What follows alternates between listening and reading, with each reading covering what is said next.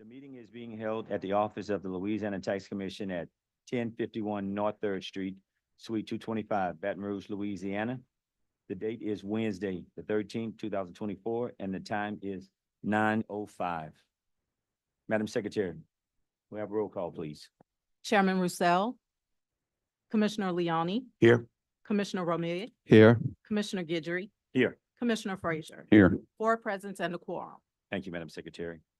At this time, I'm going to entertain a motion that we move item number 3, old business, to the end of the agenda. Mr. Chair, I move to move item number 3 to the last item on the agenda today. We have a motion and a second. Any discussion? Any objection?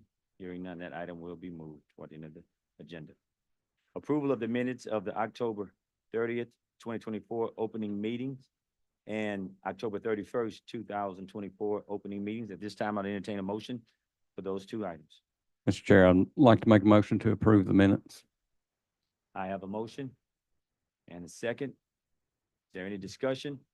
Any objection? Hearing none, that item will pass. Items to be considered: consideration of change orders. Excuse me, Acting Chairman. We need to approve October 31st minutes. Okay, I'm sorry. Can I get a motion to approve October 31st minutes, 2024? I make a motion to approve I those have a minutes. motion and a second. Any discussion? Any objection? That item passes. Thank you, Madam Secretary. At this time, we move on to consideration of change orders. Good morning. Tanisha Malvo on behalf of the Louisiana Tax Commission. Today, we have a total of 833 change orders. Staff has reviewed those change orders and requests to approve 762, place 70 in pending status, and deny 1. Staff requests approval of these change orders. Mr. Chair, based upon staff's review and requests, I move to approve 762 change orders, place 70 in pending status, and deny 1.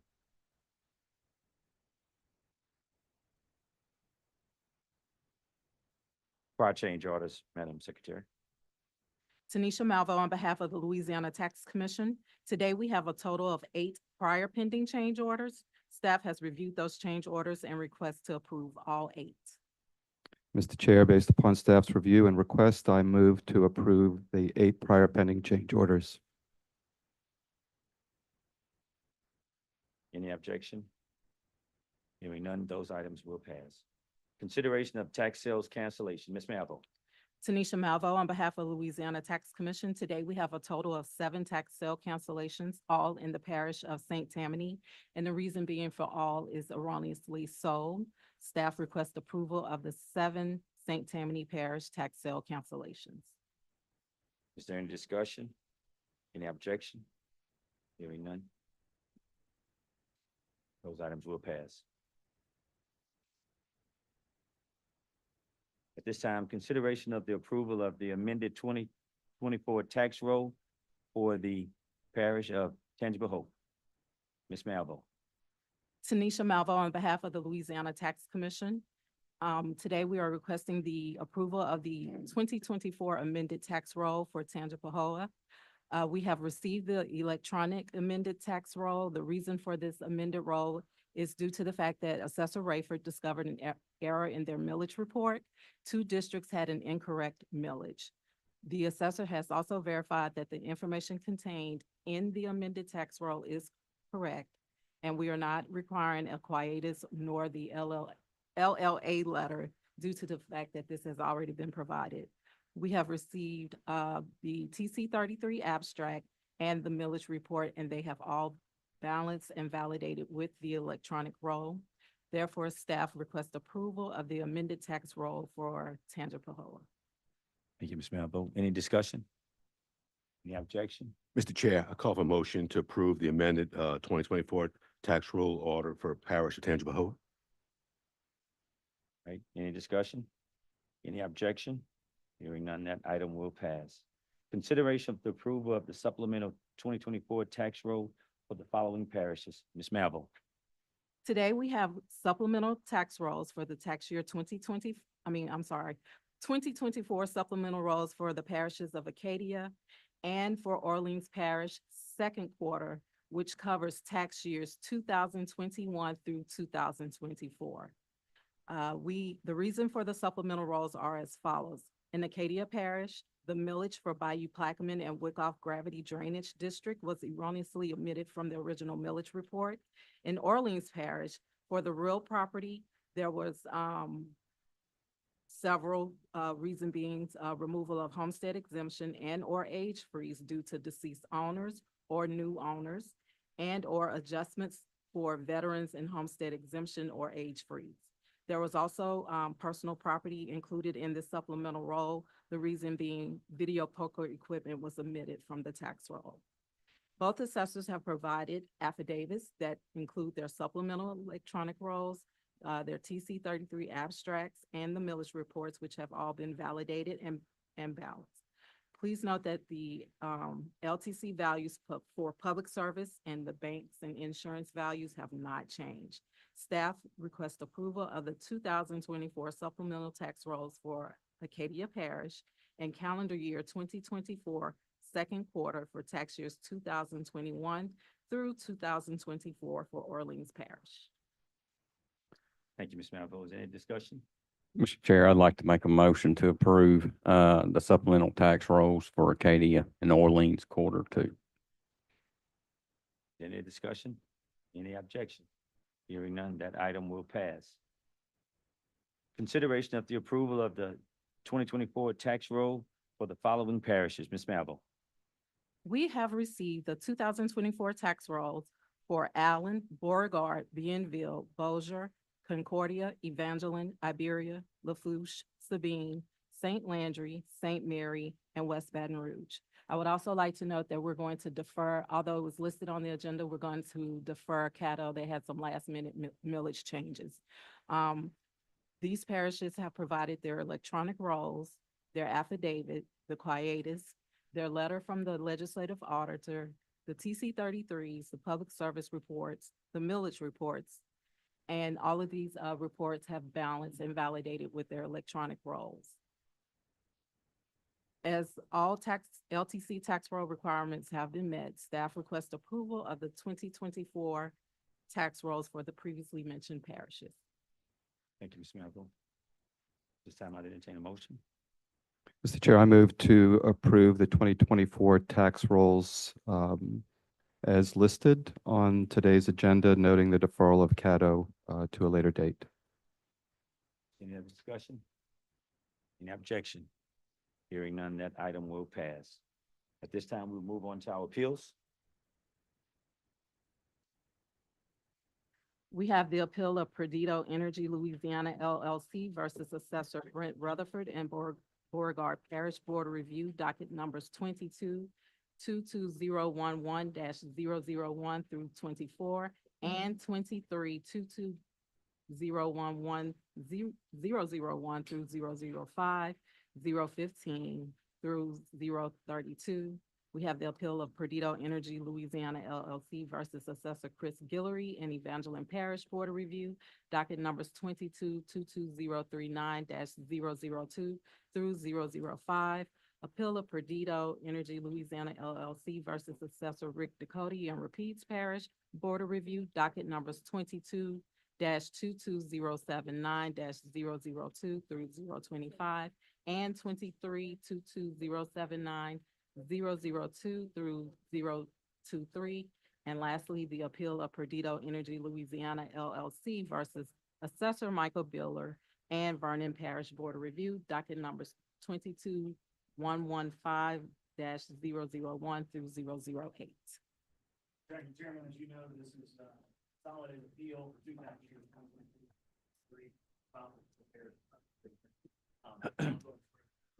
Thank you, Mr. I'll be testifying today in the veto matter. I'll have you stand up at your chair. I'm going to administer an oath to you. I'll indicate to you individually to affirm the oath and state your name. Please raise your right hand. Do you swear or affirm the testimony you're about to give is the truth, the whole truth, and nothing but the truth, so help you God? Yes, name? Jacob Johnston. Yes, Yes, Norma Paul. Yes, Rick Ducote. I do. Josh Holden. Yes, Michael Beaver. Yes, Andrew Vine. Yes, right there. Come have a seat. Okay, Chairman, Mr. Chairman, taxpayer appeal,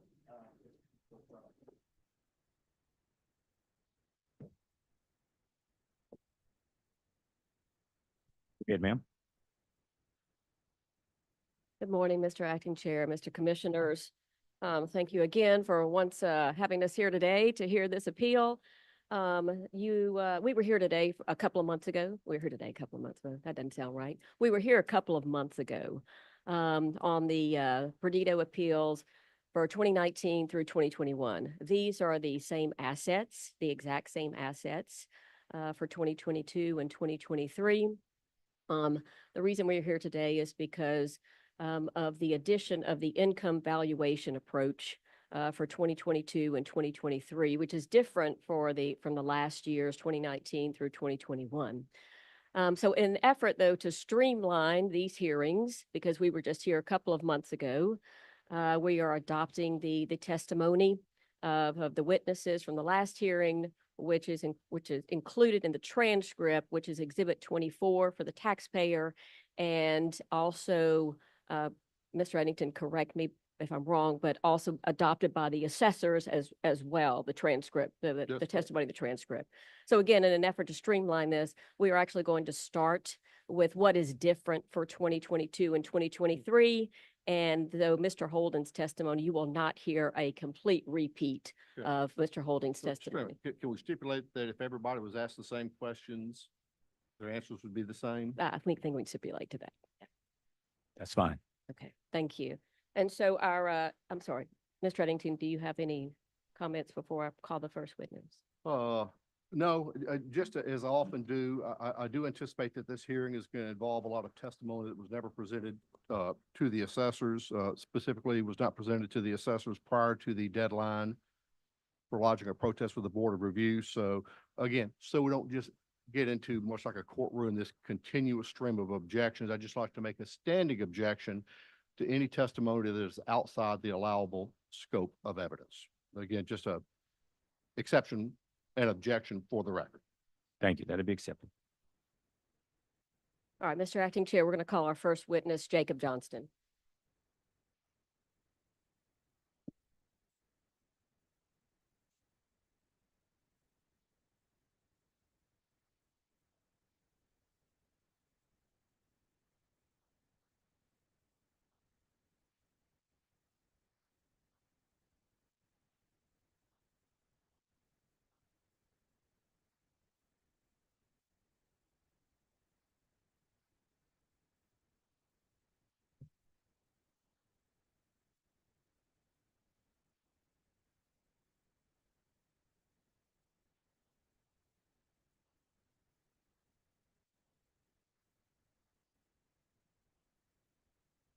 Set this up because these are so huge. Wait for the court reporter.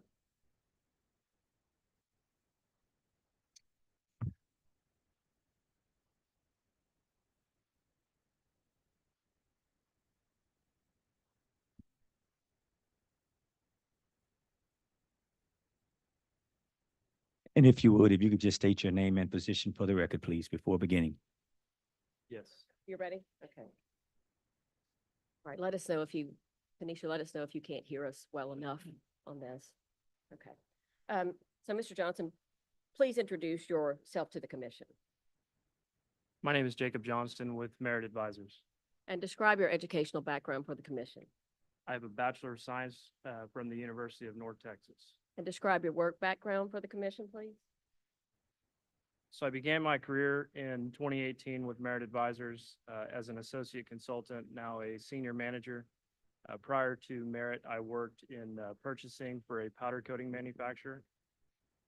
In the work throughout my career, I've performed services in the area of compliance, valuation, negotiation, and the appeal process for property taxes in multiple states.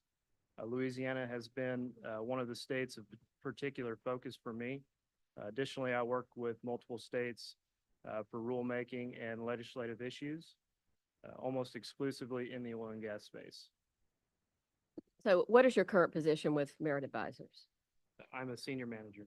And your position for the 2022 to 2023 timeframe pertinent to these proceedings? I was a manager. So when was Merit Advisors first hired by Perdido to handle its property tax compliance related to these oil and gas properties? Would have been for tax year 2018. And did you discuss the annual LAT filings with the president of Perdido, Mr. Holden? Yes, And did Mr. Holden authorize Merit to file the annual rendition forms in each of the parishes for 2022 and 2023? yes, he did. And did Merit timely file the LAT rendition forms and supplemental information for both 2022 and 2023 in each of the parishes? Yes, we did. And were you directly involved with the filing of these LAT rendition forms and supporting data for both 2022 and 2023? Yes, I was. All right, so let's talk about those filings. Did Merit submit a cover letter to the assessor's offices with these LAT rendition packets? Yes, each parish had a cover letter on the front for 2022, but they did not for 23. All right, let's talk about the supporting data.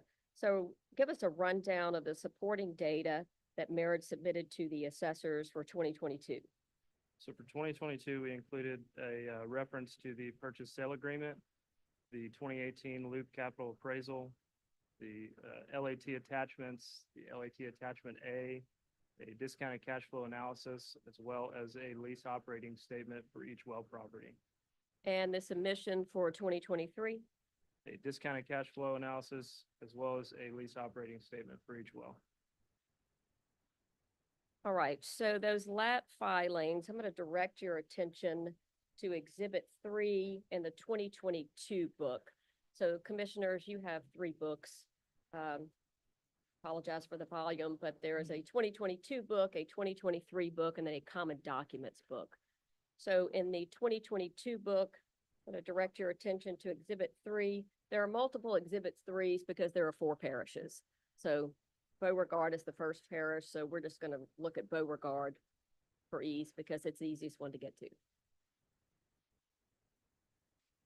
All right, can you please identify the Exhibit 3A and 3B in this book?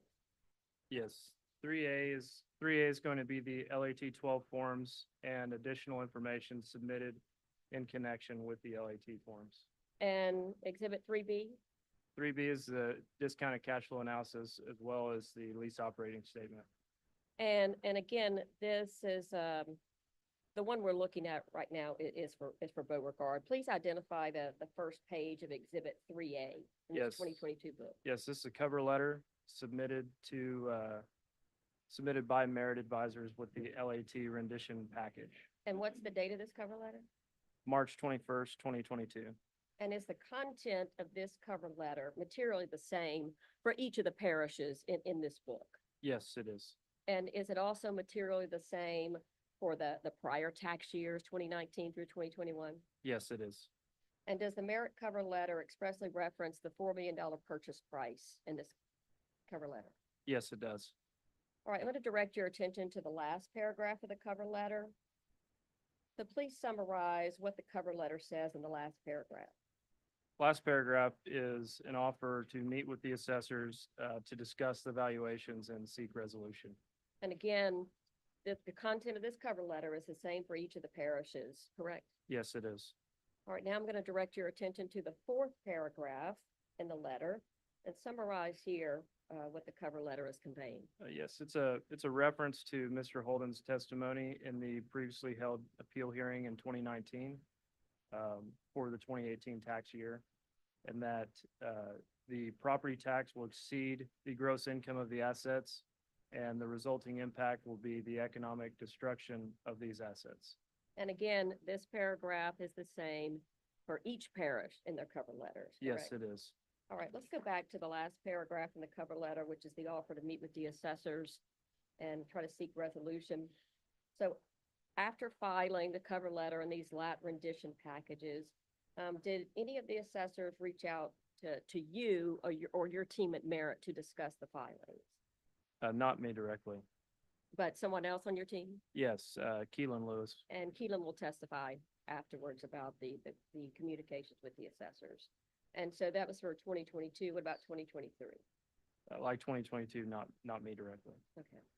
So let's talk about the details of the tax renditions. As was mentioned in the beginning, this 2022 year and 2023 year differ from the prior years with the inclusion of the income valuation approach. So for 2022, Merit submitted to the assessors both a discounted cash flow analysis and supporting lease operating statements. Sometimes we'll refer to the discounted cash flow analysis as the DCF. And for using the income approach to substantiate an obsolescence factor in the valuation of these oil and gas wells. So explain how you used all of that to derive the 2022 values upon which these appeals are based. So we utilize the cost tables that were promulgated by the Louisiana Tax Commission to produce a replacement cost new less depreciation, taking into account allowed production obsolescence. We then ran a discounted cash flow valuation using publicly available production data and the lease operating statement data that was provided to the assessors with the LAT 12 forms. So we took the difference of that value that the cost tables produced and the DCF indicated value and produced an economic obsolescence percentage. Okay, so that was quite a bit of a narrative. Give us a simple example applying that narrative that you just ran through. Yes, so the assessor, it would be if the assessor says, a gas well was valued at $100 and. Using the tax commission rules and tables, correct? Yes, that's correct. And our discounted cash flow valuation indicates that value is $85. We took the $15 difference and reduced that from the $100 value that the assessor indicated. So the difference in the $100 and $85, the $15, that was your application of additional obsolescence in the calculation of the fair market value, correct? Yes, that's correct. Okay, and that DCF analysis is in Exhibit 3B, just for reference for the commission members. And also the lease operating statements are contained in Exhibit 3B for each of the parishes. All right, give me just a moment. I'm going to switch books.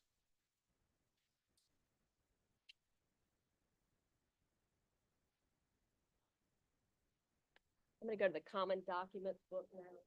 Thank you.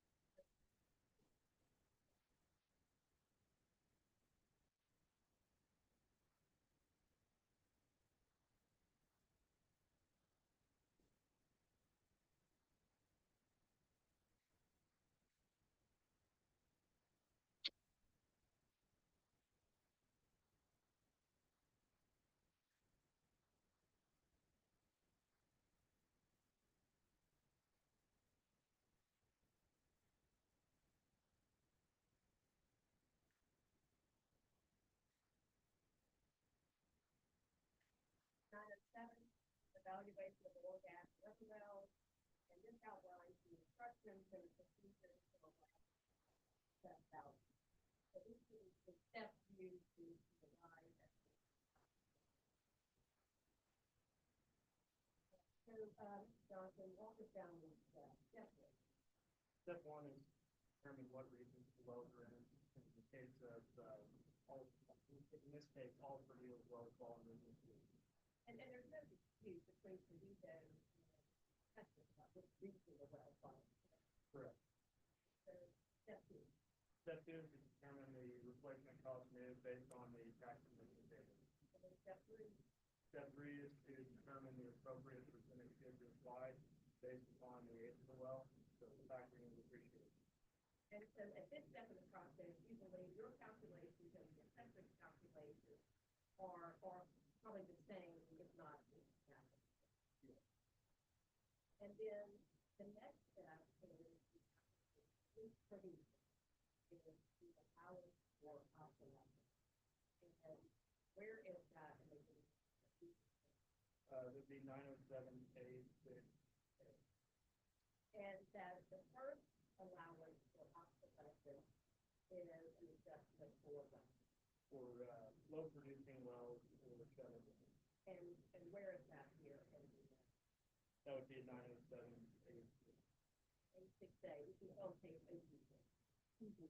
Can you, to the mic, please? Mhm. And Jason.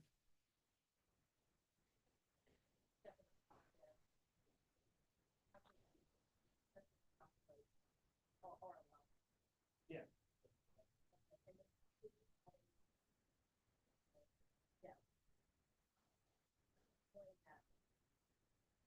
Yeah, yeah, incorporate population, actually part of the population. Ran that DCF analysis for everyone else, notated it's different.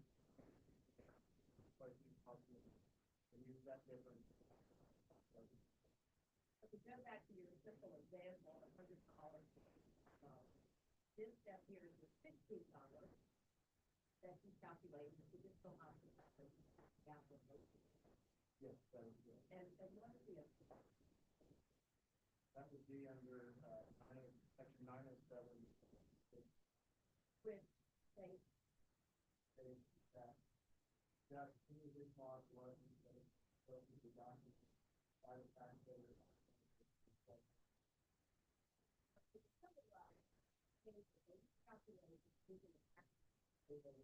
just like you did that. And then you factored in obsolescence on this deduction, set it well, just like you did that. And then you had an additional step, factoring in additional obsolescence based upon Yes, as I said briefly, the DCF analysis naturally incorporates obsolescence as part of the calculation. When using an income approach through the DCF analysis, so the economic obsolescence is part of that.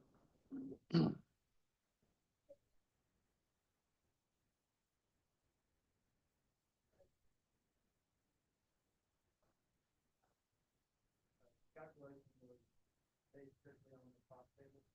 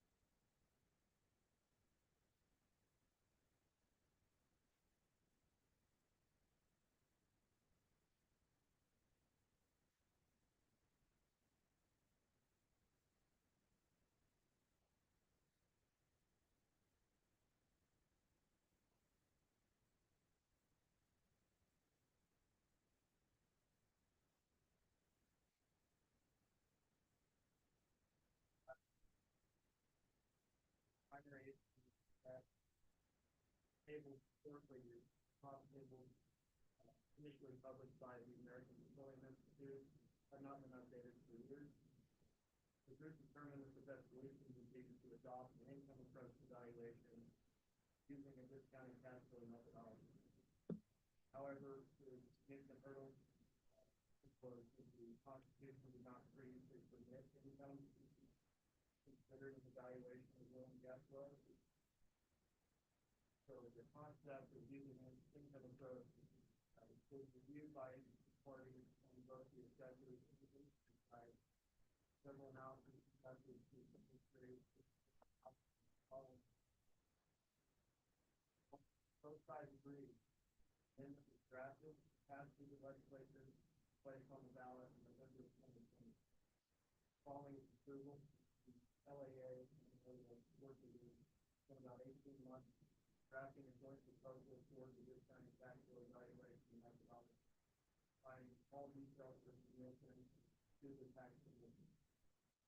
This proposal was finalized in the spring of 2022, submitted a joint recommendation, bringing tax commission to the regulation hearing in summer of 2022. Development of the rules, including DCF analysis, involved numerous meetings over the course of nearly 2 years, The group included many different assessors, also Rodney Fresh is a consultant for the Louisiana Assessors Association, as well as Mr. Evanson, myself, Darren Ferguson, and several others.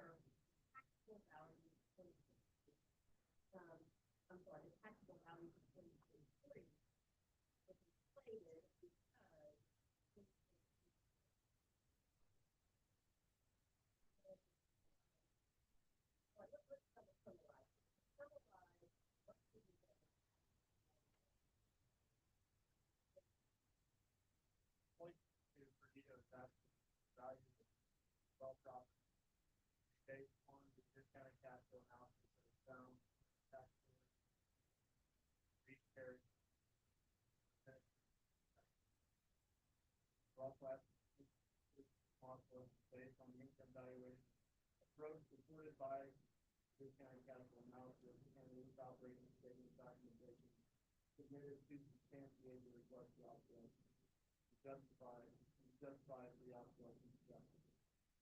According to the tax commission rules, an adjustment for additional obsolescence may be allowed if appropriately documented by the taxpayer to reflect fair market value as per Louisiana Tax Commission rules, section 907.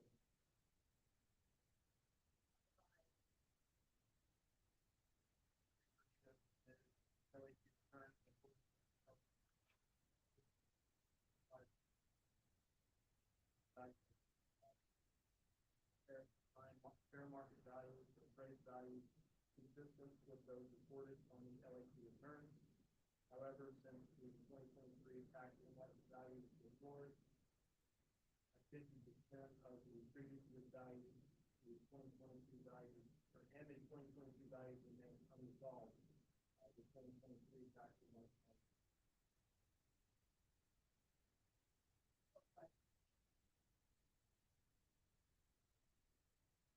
Okay, is there any questions? by the I have a commissioners? quick question. Go ahead, Just, Mr. Parker. what's the overall value y'all asking for in 22?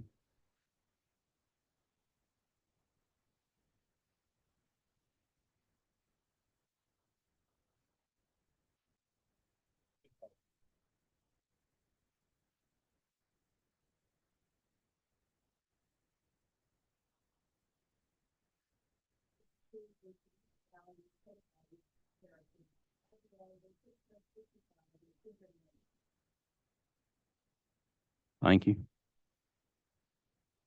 Are there any other questions by the commissioners? At this time, we'll Okay. hear from the assessor.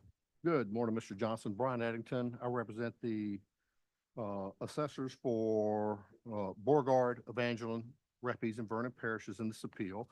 I want to run through your filing specifically for tax year 2022 real quickly.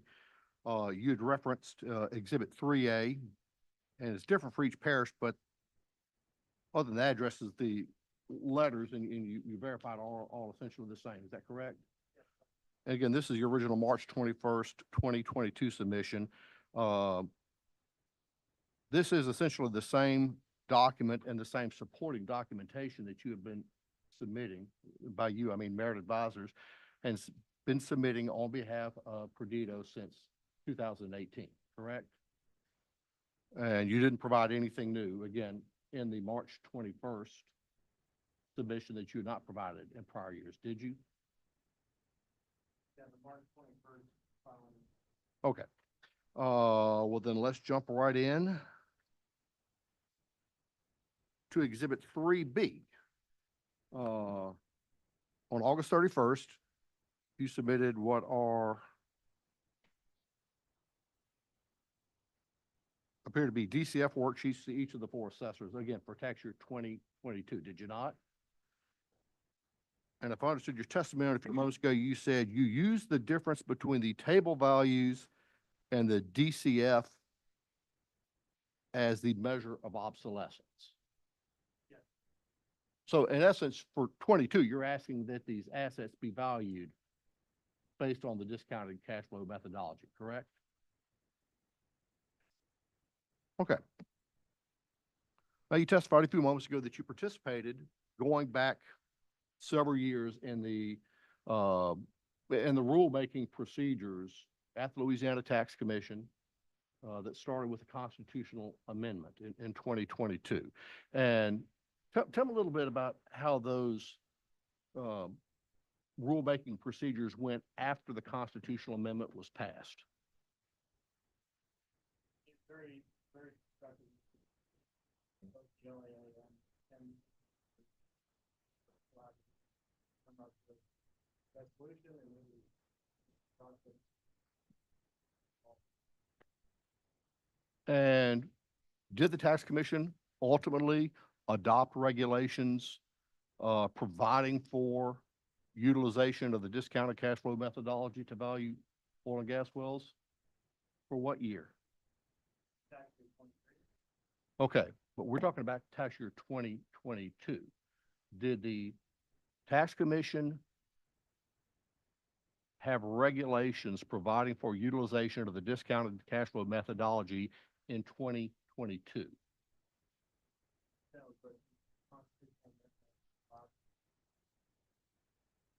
Okay.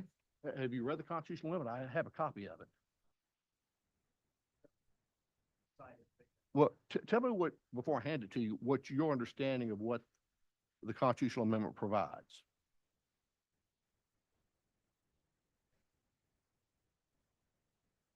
This allowance for income to be considered.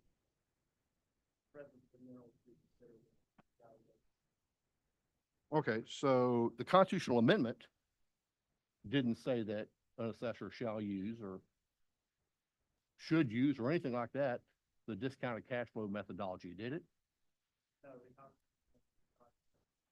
And the tax commission's rules and regulations for 2022 did not reference the discounted cash flow methodology, did it?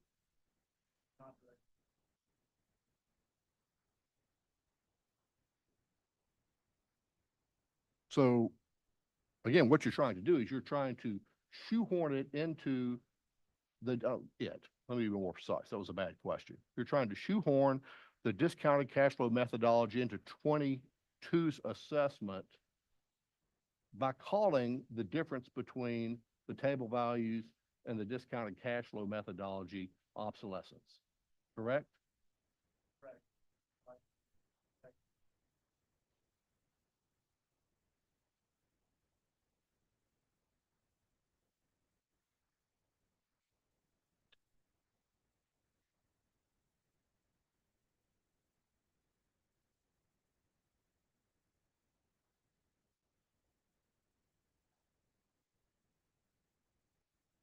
But again, prior to 2023, was there any basis in the law that the discounted cash flow should be applied to oil and gas wells as a measure of obsolescence? Okay. I think I understand 2023, but let me make sure I have this right. Please correct me if I'm wrong. I'm gonna tell you what I understood you to testify. That in 2023, you are not challenging the assessments per se. That what you're challenging is, you refer to it as a floor, I call it a cap and a collar, but is my understanding in 2023 only, the assessment could not more than double, no more than decrease by 50%, correct? And so what you're challenging is, again, not the math, for lack of a better word, but simply the fact that if 22 is reduced, there would be a corresponding decrease in the floor for 23. So again, you're not asserting that any assessor did anything incorrect, wrong, inappropriate for 23, are you?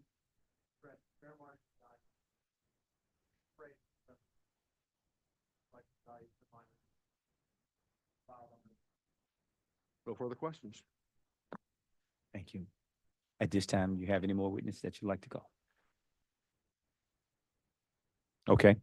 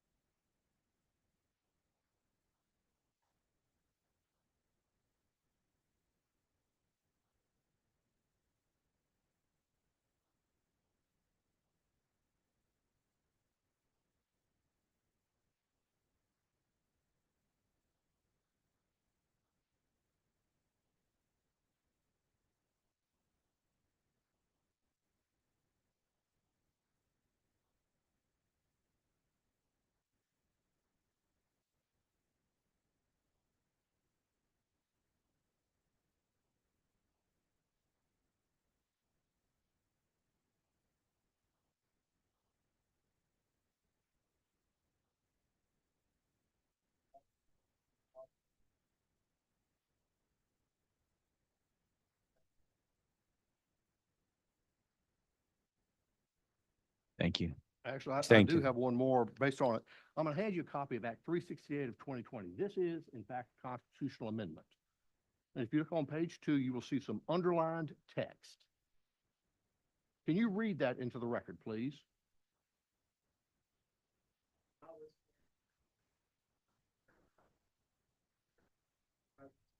Gas for the production thereof may be included in the methodology market value of an oil and gas well.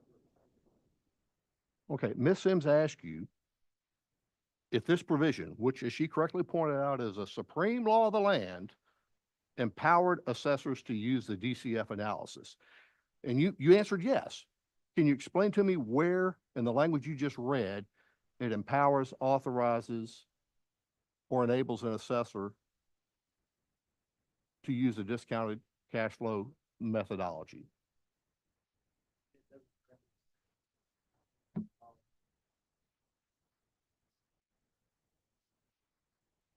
Does it talk about income?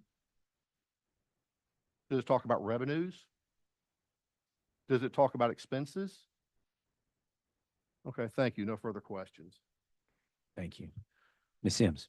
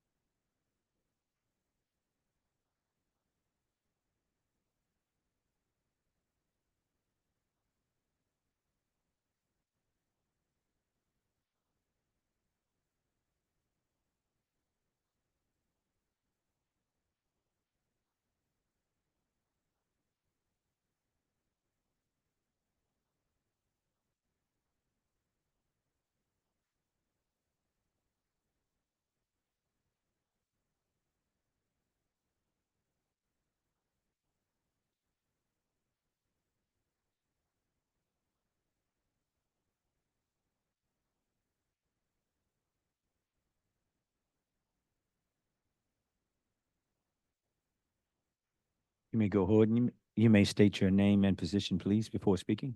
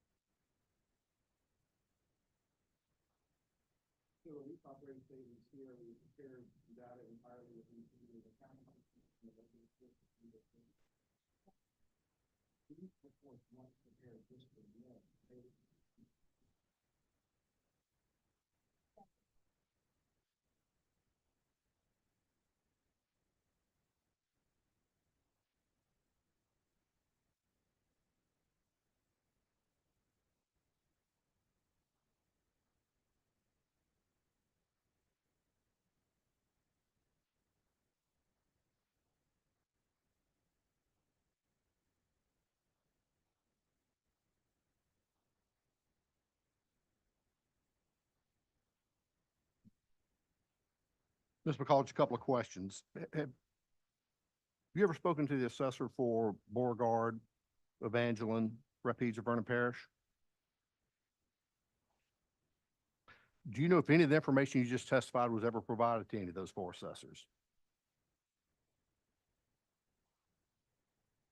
So just the documents that were the attachments to Exhibit 3B, correct?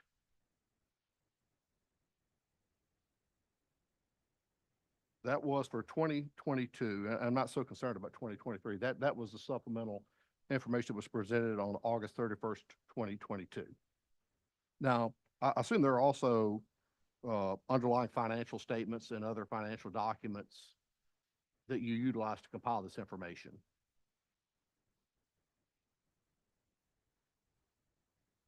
And was any of that underlying data provided to any of the assessors? Okay, fair enough. Okay, thank you. No further questions.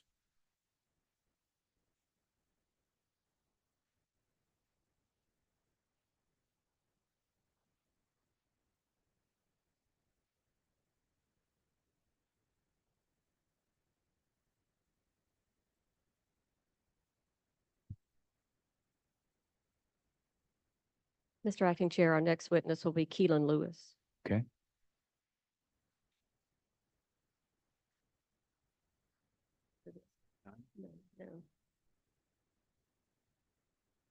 No. And Mr. Lewis testified at the last hearing about the communications with the assessors. I know this is going to be a little tedious. We're going to run through the same exercise that we did a couple of months ago. Again, to illustrate the amicable relationship between the company and the parishes and trying to seek resolution before we got here. So just indulge us just for, running through this exercise. So, Mr. Lewis, please state your name for the record again, even though you were here a couple of months ago, Yes, ma'am. My name is Keelan Lewis with Merit Advisors.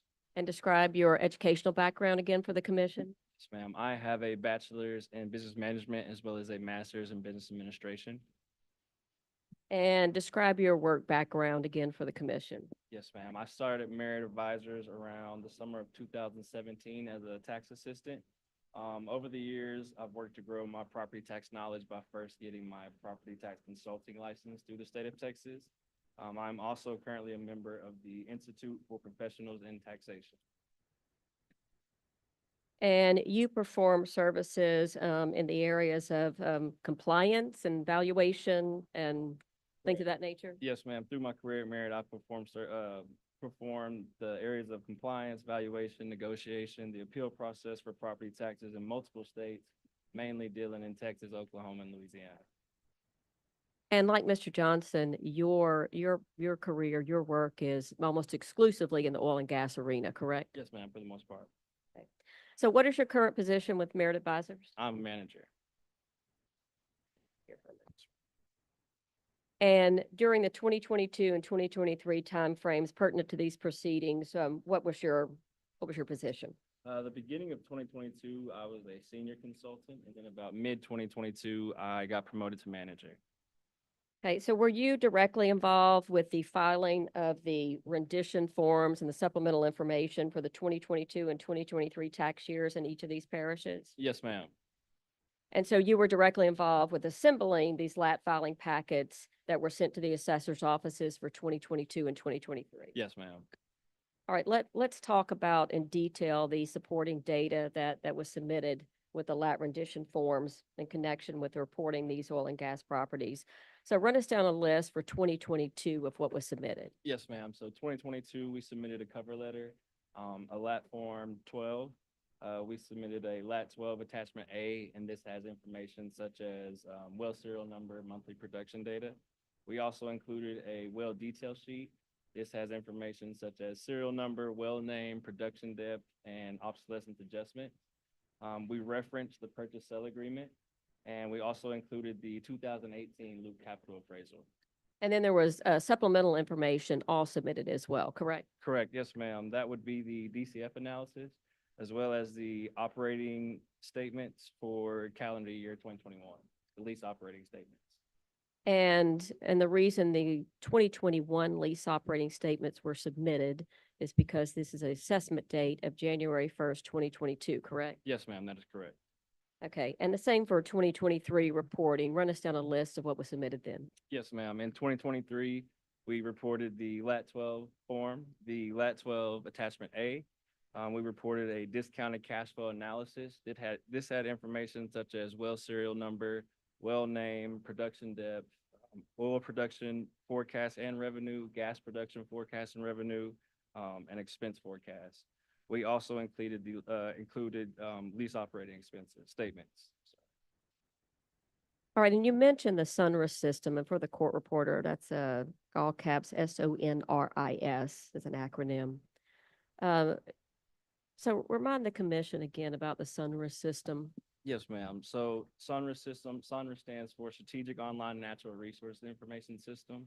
So this is a Department of Energy and Natural Resources database containing oil, gas, injection well information, parish, spud dates, production type, production data. And this is the tool provided to track drilling and production activity. And where does the information on the Sunris system come from? So oil and gas operating companies are required to report the information to the DENR for inclusion into the Sunris database. And is this information in the Sunris system, is it available to the public? Yes, ma'am. Do you need some type of special access to look at it? No, ma'am. And can you manipulate the data or just view it? No, ma'am, just reviewing. All right, let's go back to the production data on the Lat 12 Attachment A. Did that production data come from the Sunroof system? Correct, yes, ma'am. And what information is actually shown on the Lat 12 Attachment A? So it's going to have information such as serial number, whether it's an oil or gas well, monthly production, and also if this well is shut in. And what is the data on the Lat 12 Attachment A actually used for in the valuation of the oil and gas property? So this is to substantiate the obsolescence adjustment for low producing wells or shut-in wells. And what's the specific provision in the Tax Commission rules and regs from 2022? This is section 907A6. All right, so for the 2022 tax year, you would have reported the production data for the prior year, 2021, correct? Yes, ma'am, correct.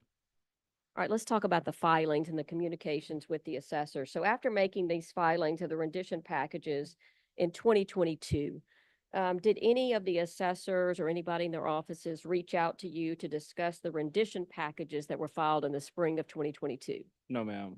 And what about those packages filed in the spring of 2023? No, ma'am.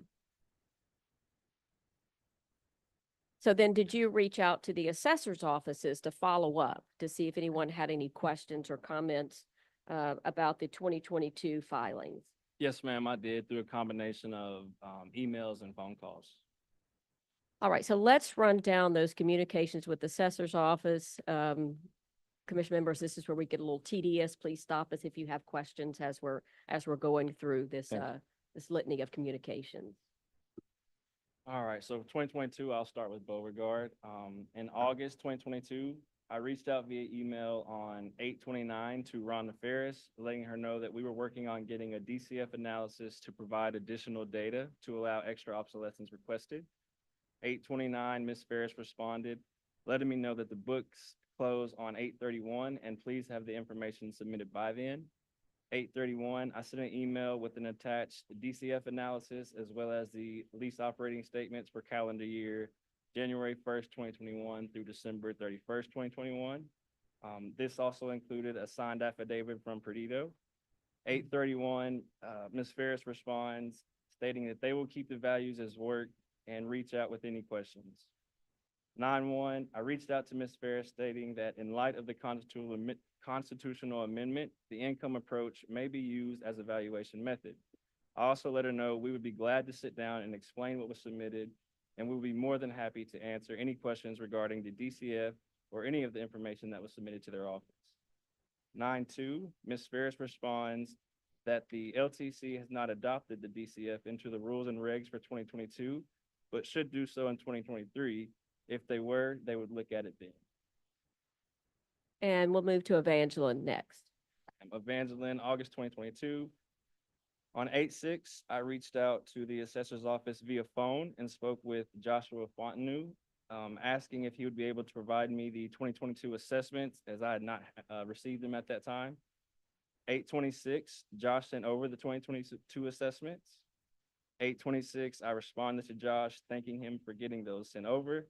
And I had a question regarding a plugged well and how to get a tax roll correction. 8/26, Josh responded that he would look into it and find out, but it looked as if this well was shut in according to prior year's lat form. 8/31, I sent Josh an email that had the attached DCF analysis, the LOS operating statements for calendar year January 1, 2021 through December 31st, 2021, and the signed affidavit from Perdido. 9/1, Josh responds, thanking me for providing with the information. At this time, with the current information, the assessor's office cannot grant any additional obsolescence.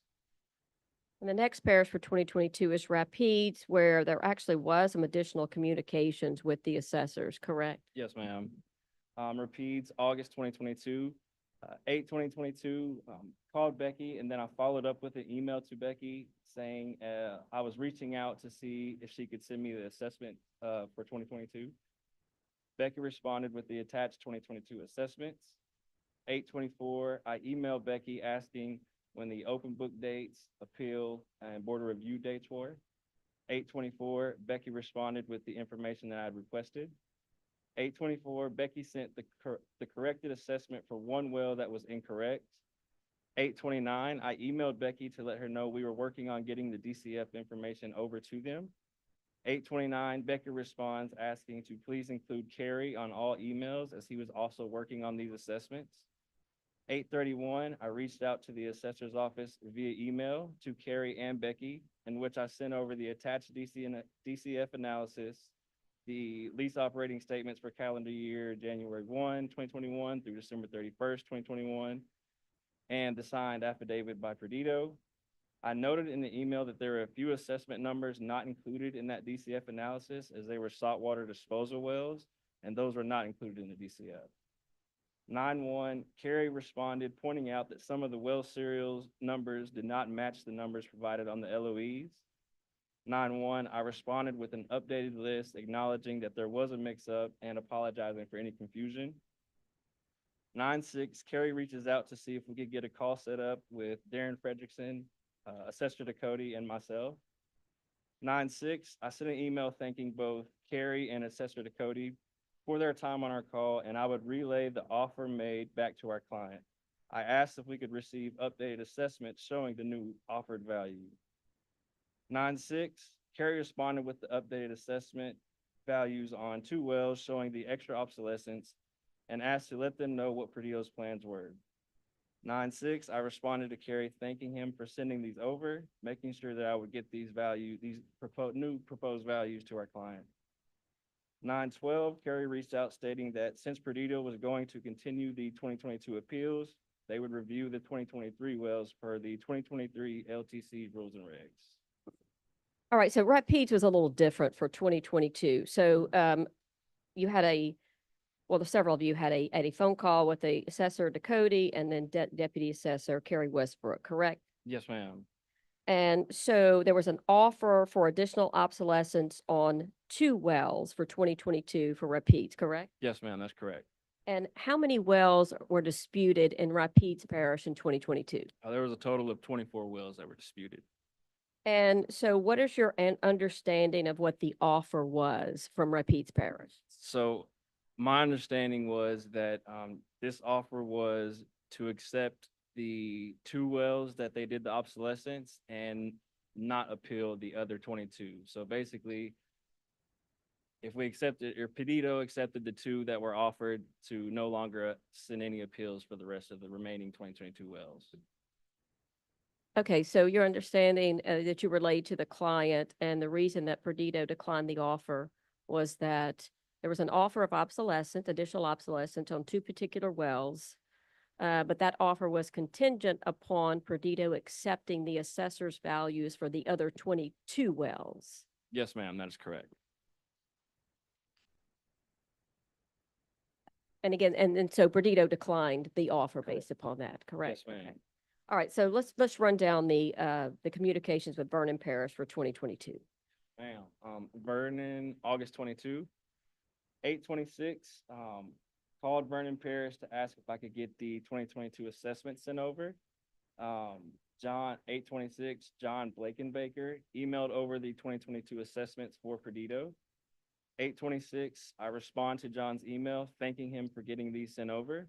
8/29, I emailed John letting him know that we are working on getting him a DCF analysis to provide additional data to help get the additional obsolescence we feel should be added to the wells.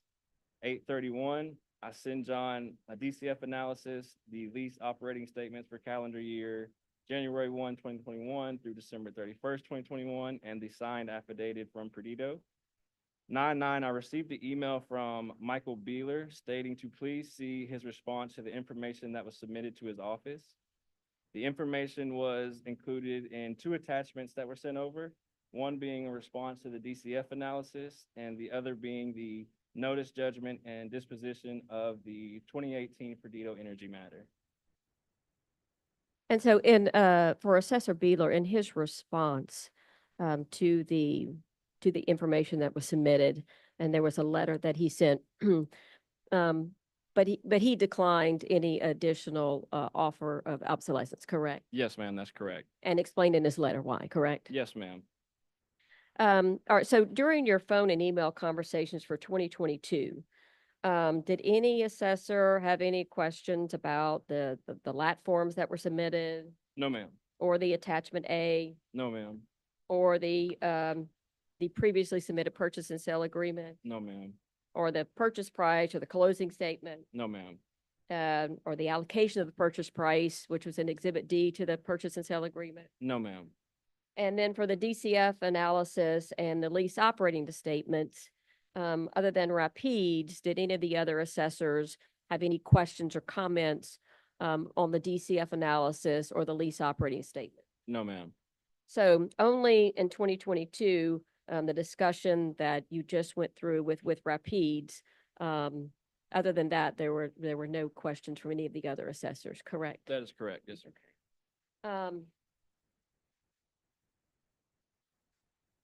And in the interest of time, because we've already established the reason we are here for 2023, I'm not going to have Mr. Lewis run down the litany of, and unless the commission members would like to hear, all this information is actually contained in the record, these email communications. And so I don't believe that there's a need to have Mr. Lewis run through those communications unless there are some specific questions of the commission members. Are there any other questions by the commission that would like to be heard at this time? Mr. Acting Chair, I have a question just for clarification. Focusing on Rapides, so, excuse me, they acknowledged two assessment numbers with which they awarded additional obsolescence That's out of correct. the 24. And what was the method that they used for determining it? Was it discounted cash flow, or did they explain why just those two? And did you understand what the obsolescence measure was based on? I do not recall. I did not call how they came to that Okay. value. So then it's fair to say, I think in summary, Rapides considered something for obsolescence on two assessment numbers, but you're not aware of what that basis was. And that Beauregard, Evangeline, and Vernon did not acknowledge the DCF in their consideration of additional obsolescence. Yes, sir. That's my understanding. Okay, thank you. Any other questions by Oh. the commission?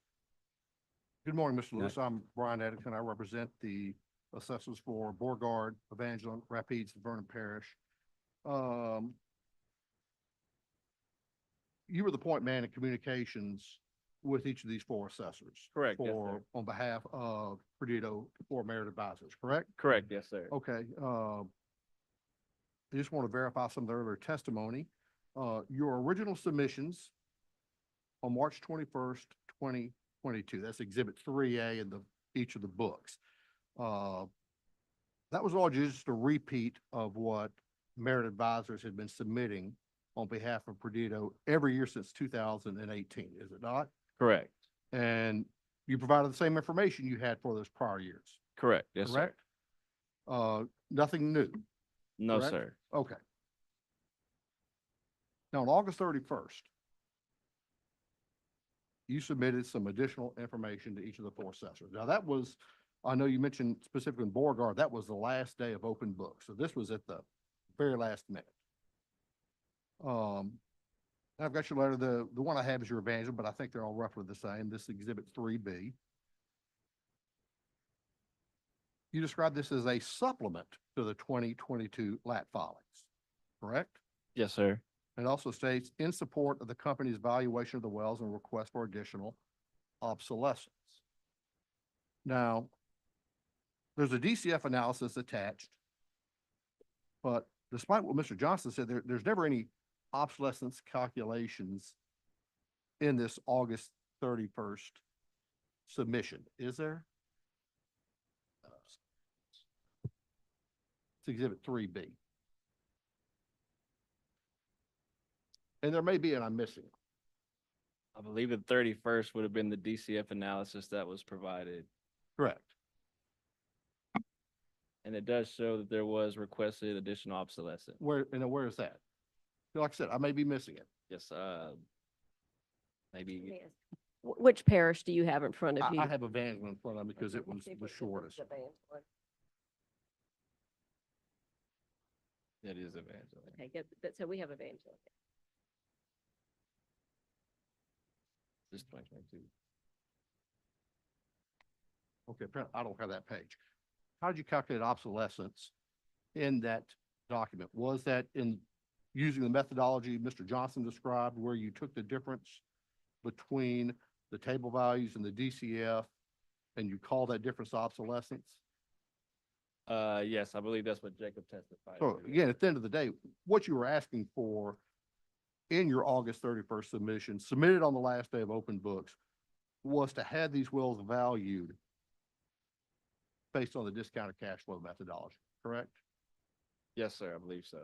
Okay, you testified just a moment ago and you said, based on the constitutional amendment, the income approach could be used as a basis for valuing oil and gas wells. Can you explain that statement to me? From the knowledge I have, I was thinking that the constitutional amendment allowed us to use the DCF as extra, information to help get to our obsolescence. Okay, well, I'm going to hand you a copy of the constitutional amendment. Yes, sir. The actual amendment is underlined on page 2 of that document. Can you tell me where in that constitutional amendment it references the discounted cash flow methodology or income? I do not see it on this page. Now, starting in tax year 2023, the tax commission did change its regulations pertaining to the valuation of oil and gas properties, did it not? Yes, sir. And again, what changed in 23? As far as, I'm sorry. In the rules and Repeat the regulations, question. what do the 2023 rules and regulations for the valuation of oil and gas wells provide as a methodology? The DCF analysis, income approach. So that was new for 23 in the regulations, was it not? I believe so. And I'm going to hand you a copy of the 2022 regulations. This is taxpayer exhibit 19B. Can you show me in those regulations where it references the discounted cash flow methodology or the income approach?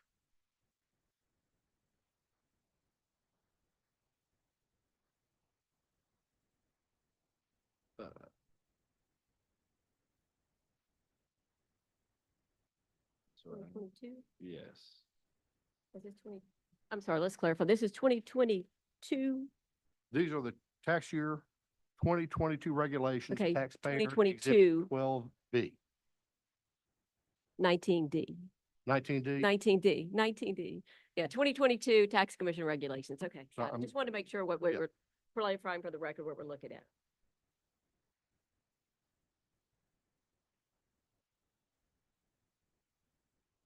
And I guess, could you repeat the question as far as you saying, Can you show me where the regulations for tax year 2022, it referenced, allowed, permitted utilization of either the income approach or the discounted cash flow methodology for valuing oil and gas wells? I believe Jacob testified to that. Can you show me where? I cannot on this. I'll tell you, now, Mr. Johnson testified, referenced the fact that there was a provision that talks about additional obsolescence. So, but I'm asking you, as the man that dealt with all these assessors, show me the regulations for 22 where assessors were allowed to use either the income approach or the discounted cash flow methodology. As extra information to calculate the obsolescence? Yes, where's it in the regulations?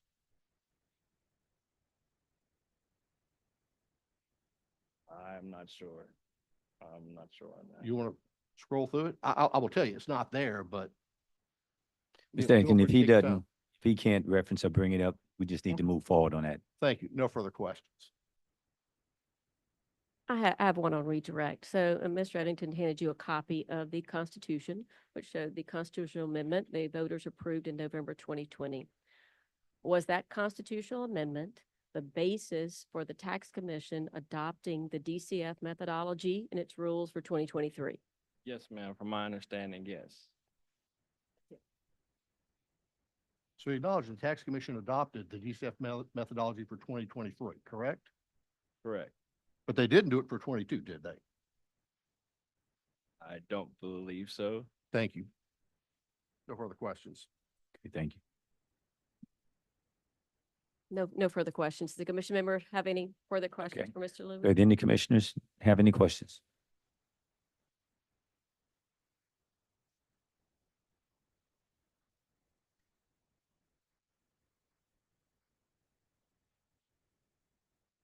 Before speaking, sir, please state your name and position.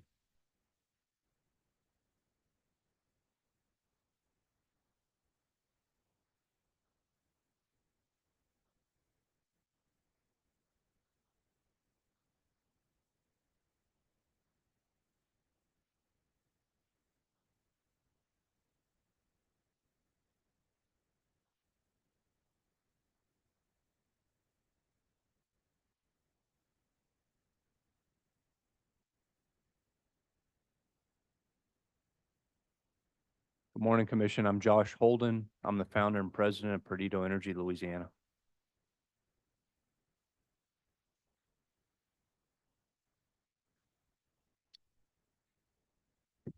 Commissioners, this morning, we're here obviously to talk about the 2022 and 23 tax years.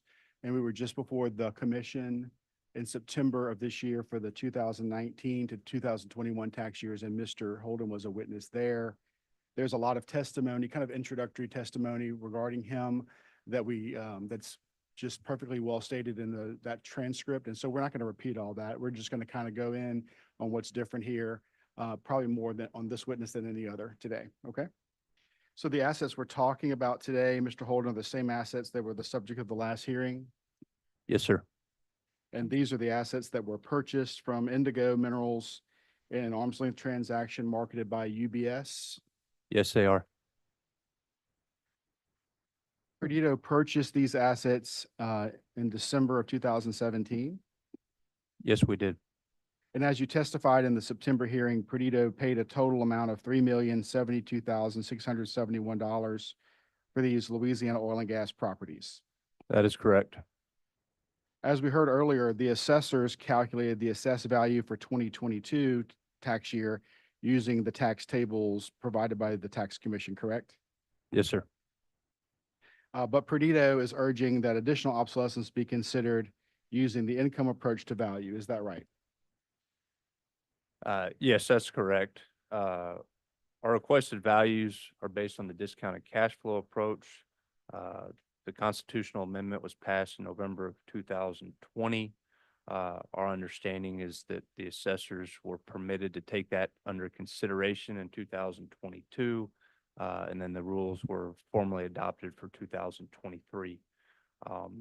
In addition to that, we believe that the recent sale approach continues to be an accurate representation of the value of these properties as well. So the primary approach that you're proposing be used is the income approach here, and alternatively, the sales approach, correct? That's correct.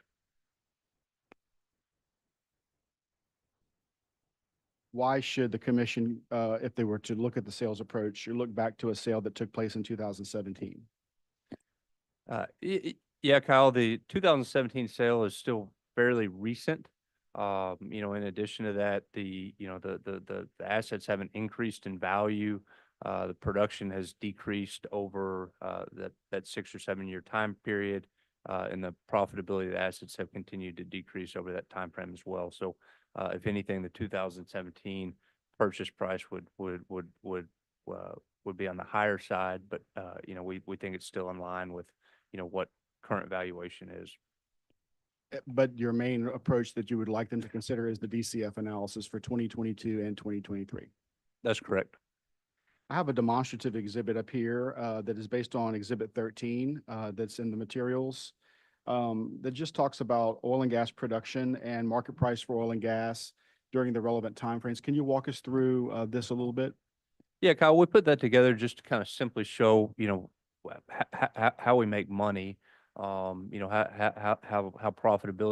profits are generated on the properties. And so what you'll see in 2022 and 23 is that production's down materially from when the assets were acquired in 2017. You can see the numbers there for 18. So production's down, 60 to 70%. 316,000 MCF were produced from the asset in 2018. 2022 and 23, that number was 120 to 130,000 MCF for the year. And then similarly on oil, 2022, we sold 26,000 barrels of oil. 23, we sold 22,000 barrels of oil, which was down from, 60,000 when the assets were acquired. The top chart of that graph shows kind of the historical trends in commodity prices. And so you'll see, gas has continued to average, $3 to $4 MCF and oil around the 65 to $70 mark. So, you can pretty quickly ascertain from that even with higher commodity pricing, it wouldn't have been enough to offset, the 70% reduction of the production of the asset.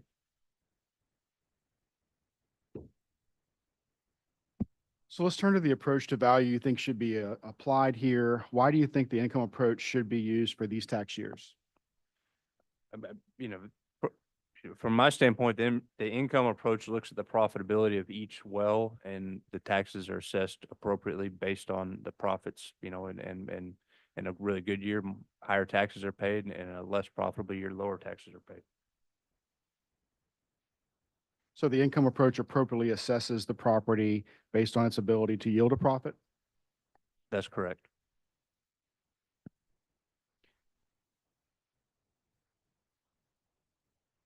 So given that oil and gas wells have a high rate of decline, do you believe that the income approach looks at production at a given time and it is completely in line with the valuation that the industry uses? Yes, sir, I do. One of the components that Merit advisors used to arrive at their discounted cash flow analysis was not only publicly available information from the Sunrus system from the Department of Natural Resources in Louisiana, but also lease operating statements that were furnished to at Merit advisors by Perdido. Are you familiar with the lease operating statements that were furnished to Merit advisors and that were used in their analysis? I am. I mean, the lease operating statements are, a foundational report that we run out of our accounting system, out of our ERP system.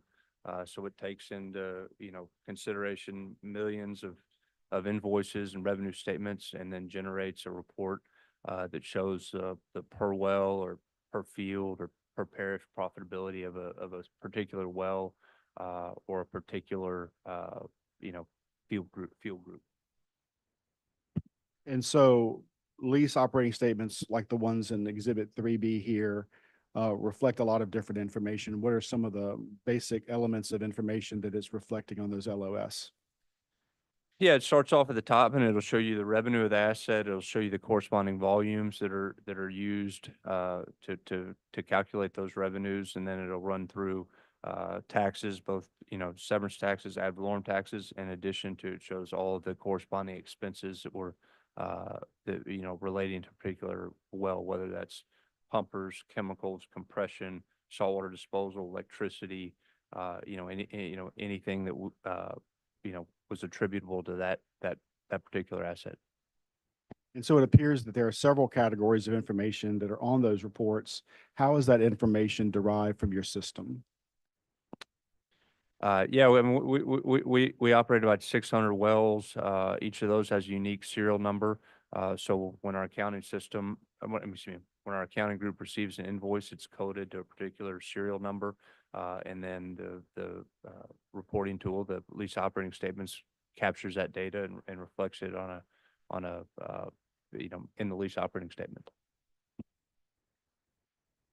One of the reasons that you mentioned in the last hearing that Perdido's production in these wells is low is because of the inability to invest in the wells due to the high tax burden from this single category of tax. Let's talk about the ad valorem taxes, how they affected the company. For 2018 to 2021, Perdido has paid approximately $3.2 million in property taxes. Is that right? Yes, sir, that's the correct amount. It's basically as much as we paid for the properties to purchase them. And how much did Perdido pay in tax for the year 2022? $475,682. And what about 2023? What was Perito assessed there? $314,679. So the total tax liability by Perdido for the 2018 to 23 years is $3,997,695. Yes, sir. So just briefly summarize how this tax burden has affected the company and the development of these assets. Yeah, Kyle, I mean, short answer is that, all the profits from the wells were, had to be used to pay, ad valorem taxes. In several instances, ad valorem taxes exceeded the profits of the wells, either by parish or in a given year. So it didn't allow, any surplus funds to be reinvested back into the assets to, increase production, increase royalties, increase, the footprint.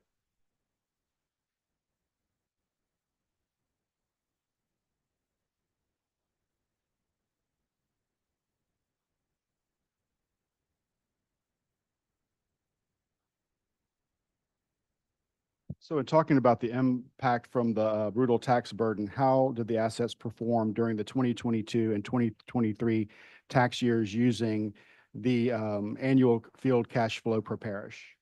Commissioner, you mind if I stand up?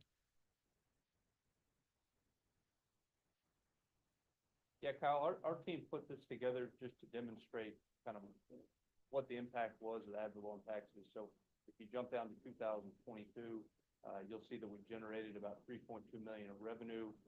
We had about 2.2 million of lease operating expenses. So we had a revenue after OpEx of $1 million. We paid $460,000 in ad valorem taxes. So it had operating cash flow of $613,000 for the year. 2023, the assets generated revenue of $2 million. We had about $1.5 million of lease operating expenses. So we had 500,000 of after expense revenues, and then the properties generated about 300,000 of operating cash flow.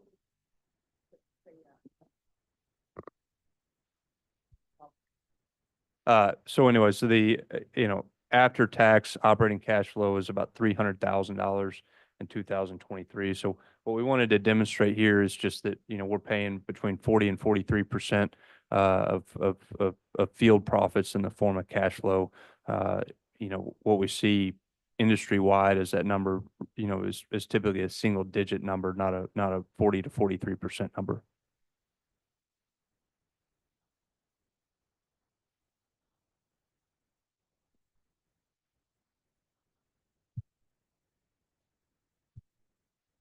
One final slide here, and then we'll conclude our testimony.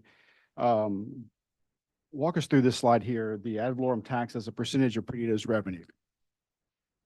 Yeah, Kyle, this is just another demonstrative we put together to demonstrate how much of revenue we were paying in the form of ad valorem tax. And so what you'll see broken out by parish and broken out by year, 2022 and 2023, we're paying anywhere between 8% and 214%. So, in some of these parishes, we paid more in property taxes than we received in revenue, and that's revenue before any expenses associated with it. Typically, we see that percentage be about 2 to 3%.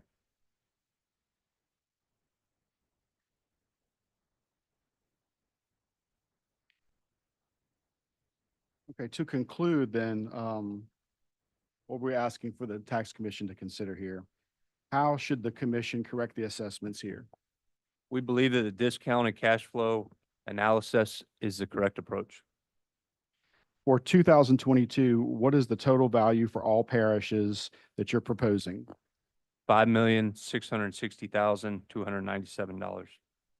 And for 2023, what is the total value for the parishes of Beauregard and Rapides that you're proposing? $1,779,444. Okay, now let's break it out by parish. For 2022 in Beauregard Parish, what are you proposing using the income approach? $4,551,308. And for 2022 in Rapides Parish? $840,553. And 2022 in Evangeline Parish, $113,146. and 2022 in Vernon Parish. $155,289. Let's go to 2023 for Beauregard Parish, $942,220. and in 2023 for Rapides Parish. $837,224. And Exhibit 7.1 breaks these numbers down on a well-by-well basis for the commission to consider. For 2022, if this commission does not agree that the income approach should be used, then we have provided a sales approach to value that incorporates P&A liability, and that number would be, what would you recommend? $8,356,933. That concludes Mr. Holden's direct testimony. So I kind of want to approach this backwards. I'm Brian Eddington. I represent the four assessors you're suing again. Your last statement was you gave some information regarding the sales approach valuation. That's the same pitch you've been making since 2018, is it not? I mean, that's the same methodology. That's the same basis we believe was the appropriate tax appraisal for the properties. Okay, and as I asked you before, you litigated that claim all the way to the Louisiana Supreme Court in 2018, did you not? We did, yes, sir. And the courts ruled against you, did they not? I think you and I have slightly differences of opinion on that, but Oh, you won? so my position is that the court didn't rule on that matter, but you're the attorney. Yes, I am. I want to hone in on a couple of statements you made. You stated that it was your understanding that the assessors were permitted to take the income into consideration in 2022. Yes, Could you sir. explain the basis for that understanding? Yeah, I mean, it's fairly simple. We have a team of tax consultants and tax attorneys, and that was the advice and direction and, expert knowledge that they communicated to our team. Okay, so that's what you were told. Yep, I mean, we depend on folks that are more knowledgeable on tax and regulatory matters than myself, so we defer to their guidance on that matter. Look, that came out wrong and maybe it was a bad question. Do you have any independent basis for believing that assessors were permitted to take the income into consideration in 2022? Yeah, that's based on my knowledge of of the regulations. The regulations for tax year 2022, correct? Correct. Okay. Earlier, and again, you were discussing tax year 2022. You stated that the discounted cash flow is the correct approach to value these wells. That's correct. And you just testified just a moment ago that that's based upon your understanding of the rules and regulations promulgated by this commission for tax year 2022. Yes, sir. I'm going to hand you a copy of the tax year 2022 rules and regulations promulgated by this commission. And can you tell me what methodology it directs assessors to use? I haven't personally reviewed these. As I stated earlier, I've relied on expert counsel, both third-party consultants and third-party law firms to guide us that are more familiar with these regulations than I am. So can you review them then? Yep. Right now? Right now.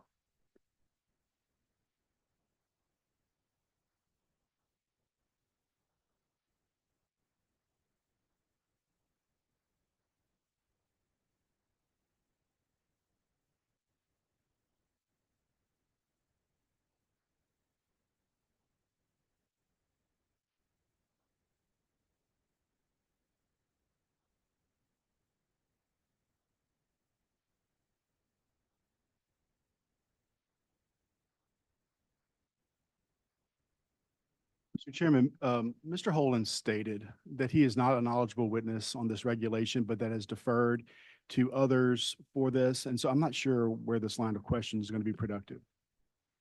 This line of question is productive because he specifically testified that the discounted cash flow is the correct methodology to value these wells for 2022?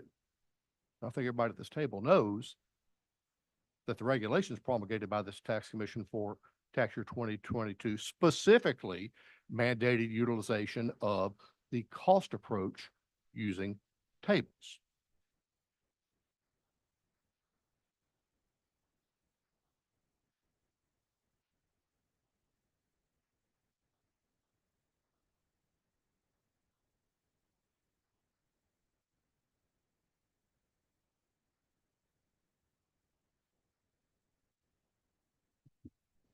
Within the regulations, on page 6, it states there's an adjustment for allowance of economic obsolescence. I believe this applies to this situation. Okay. Let's back because I want to unpack your testimony.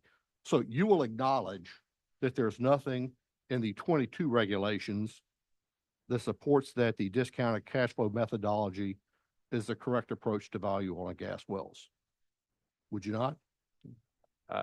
You know, I would word it slightly different, and my belief is that discounted cash flow could be used as support for a request or a grant of additional economic obsolescence. Okay.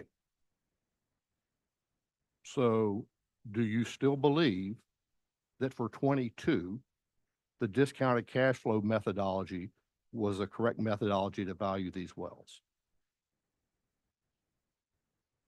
From my standpoint, yes, sir. Even though the regulations mandate utilization of the cost approach?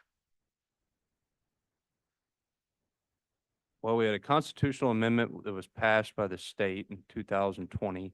And within the regulations for 2022, it allows for additional economic obsolescence to be granted. So, you know, my position is that discounted cash flow approach falls under the request for economic, additional economic obsolescence. And what's your understanding of what the constitutional amendment did? It allowed for the income approach to be used in the valuation of the properties. I'm going to hand you a copy of the constitutional amendment. On page 2, the underlined text. Can you read that out loud? Notwithstanding, is that the paragraph you want to read?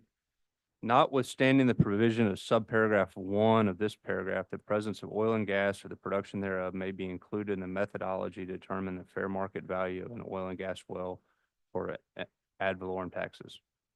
And where in that constitutional amendment does it state that the income can be utilized in determining fair market value? I mean, I think that what this is establishing is that you use production and expenses to derive a net income. I mean, my understanding is that the rules that this commission and the state are now using, come from this constitutional amendment. Okay, now, is there anything in that constitutional amendment that talks about expenses or income or anything? No, sir. And this is my last question, because you said the regulations now promulgated by this commission provide for utilization of the discounted cash flow methodology. Those regulations were not in place until 2023, were they? Yeah, I think they were finalized in 22 and then took effect in 2023. Yes, sir. Thank you. No further questions. Ms. Kyle, go ahead. If the commissioners don't have any further questions, I have no further questions for Mr. Holden. Any questions by the commissioners? I just want a clarification on the exhibit. So what I'm reading at the bottom of each of your graphics there, these are exhibit 14 in the common exhibits. Yeah, so for the ad valorem tax as a percentage of revenue, the source is exhibit 14.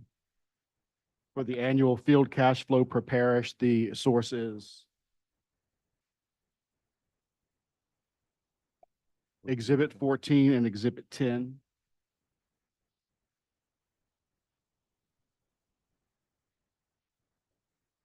And for the pricing and production slide, the very first one that we used, the source is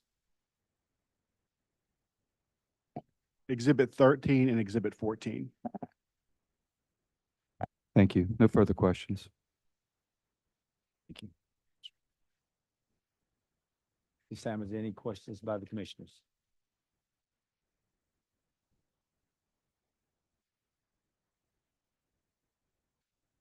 That concludes our direct examination of witnesses, Mr. Chairman. Okay, thank you. Secretary, do you have anything else? I do, but I'm Okay. going to try and do this very, very quickly. If I could call Assessor Rick Ducote.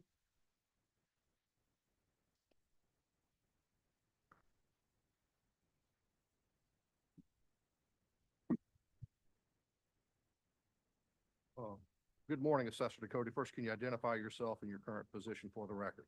Rick Ducote, Assessor for Rapides Parish. And you were here during the earlier testimony by the witness presented on behalf of Perdido Energy, were you not? Yes.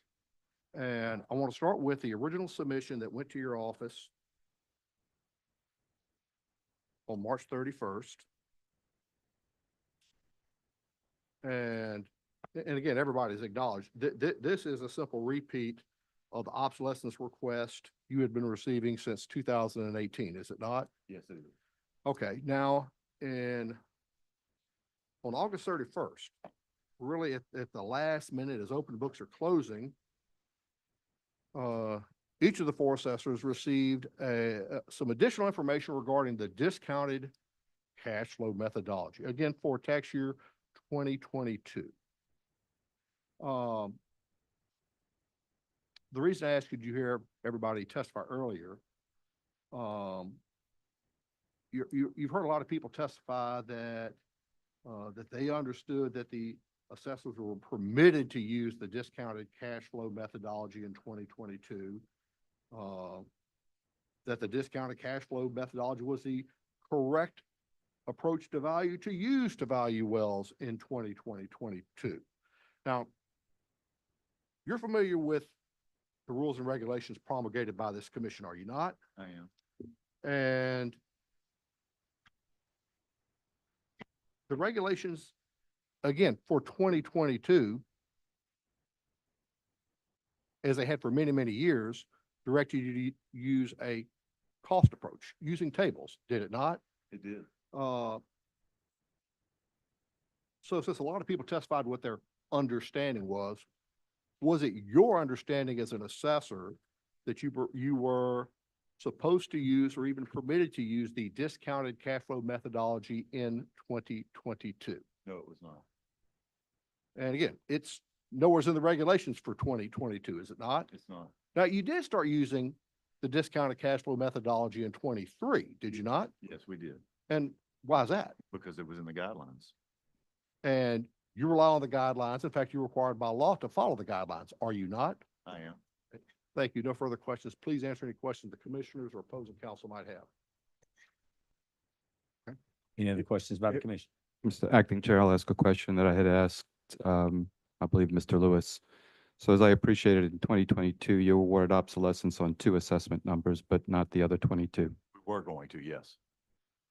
You were going to. Yes. So your methodology, what were you using for those 2 assessment numbers that was different than 2019, 20, or 21?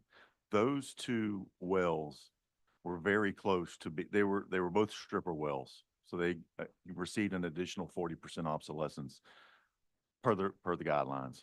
But those 2 wells were very, very close to being super strippers, maybe like 1 barrel a day or a MCF a day. And so to extend an olive branch, I offered to grant those 60% additional obsolescences for the super stripper status to Perdido if they would agree not to pursue the protest.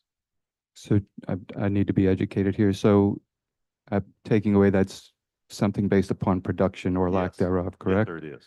So with the Sonras report or any other wells, was production volumes not considered for the other 22? Or it didn't give any I think indication those of that? 2 were the only 2 that were very close. Everything else fit within the guidelines, within the tables, within the statuses that they had.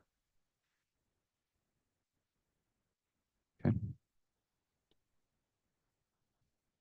Mr. Ducote, you agree that the people voted in favor of the constitutional amendment in November 2022 that provides for the income approach to be used in the state of Louisiana? Well, if I remember right, the Constitution was amended to say that the oil reserves could be considered in valuing the wells. Okay. And based upon that constitutional amendment, the tax commission eventually promulgated rules that went into effect in 2023, correct?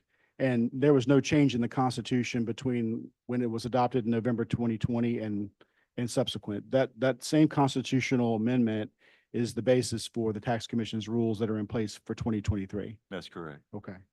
Did you feel like because there was no regulation in place for 2022 that allowed for the income approach or a DCF analysis to be employed, the fact that there was no regulation in place constrained your ability to consider income approach information? I don't know that it constrained it, but based on what my interpretation of the Constitution and my responsibility to use the guidelines, I did both. I applied both. You applied income approach No. and, What I applied my understanding of what the Constitution says, doesn't Okay. have anything in there about using the income approach or the DCF or the discounted cash flow, and I applied the tables. were you involved in the drafting and preparation of what eventually became the rule that was affected in 2023? No, I was not. You were not. Were you aware that there was a discussion of the discounted cash flow analysis for almost 2 years before it was adopted in 2023? Yes, Okay. But you didn't feel like you could employ that analysis for 2022 because there was no regulation in place? that's right. Does a regulation of an administrative agency exceed or is it of higher value than the Constitution of the state? No. Thank you. Any further questions? I have a question. Can you, by your understanding, can you use a discounted cash flow to help see if there's any obsolescence? I'm not asking you if it says if you can value it Right. by the income approach, as we keep going back and forth on. But can you use it? And if you can't, could you tell us what is out there that you can use as consideration to obsolescence? I think, Mr. Frazier, I think that in looking at the valuation of a piece of property, if I suspect or think that there is economic obsolescence present, certainly it would be a tool that I could use to do that. So you're saying the income approach could be used to see if there's obsolescence, If not it is, value. That's correct. Thank you. Thank you. My next witness I'd like to call Assessor Michael Beeler.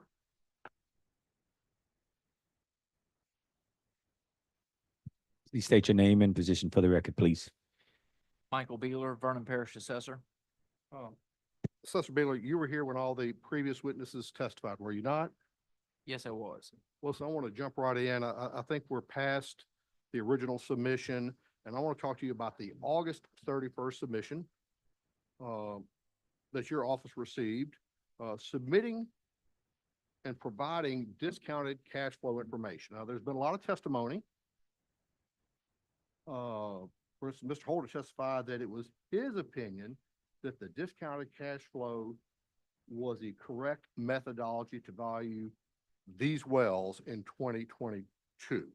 What is your understanding of the methodology you were required to use in 2022? It's my understanding that for 2022, the methodology put forth by the Louisiana Tax Commission had not changed from prior years. We were still using the guidelines to value the wells just as they were. And the guidelines provide for utilization of the cost approach using tables, does it not, do they not? Correct. Using the tables, and then the obsolescence is laid out according to the production found in the guidelines. I was going to ask you precisely that question. I want you to turn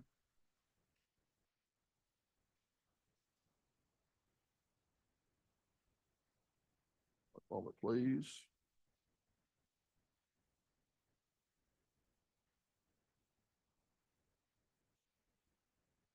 Later. Okay, there are provisions in the regulations, again, for 2022 that specifically reference allowances for economic obsolescence, do they not? Correct. Mr. Ducote spoke to what's commonly referred to as stripper status and super stripper status, which is obsolescence based on the production of the well. Now, particularly based upon Mr. Johnson's testimony, they're attempting to seize on this additional obsolescence language to basically backdoor into a discounted cash flow methodology. Is there anything in the regulations specifically referencing obsolescence or anywhere else? And again, these are the regulations for 2022 that provide for valuation of oil and gas wells based upon the discounted cash flow methodology. No, not that I'm aware of. Now, you did start using the discounted cash flow methodology in tax year 23, did you not? I did. And can you explain why you used it in 23 but not in 2022? Because the tax commission guidelines were changed for 23, saying that that is the preferred method. And once that rule change went into place, you started utilizing the discounted cash flow methodology, did you not? Correct. Thank you, Assessor Beeler. No further questions. Please answer any questions the commissioners or opposing counsel might have. Any questions by the commissioners? Mr. Bueller, even though the Constitution changed effective 2021 tax year, and we're here for the 2022 and 23 tax years, even though the Constitution changed, you did not consider the income approach information provided by Perdido to grant additional economic obsolescence in your parish? No. Thank you. I have no questions. You would call Deputy Assessor Rhonda Ferris from Beauregard Parish.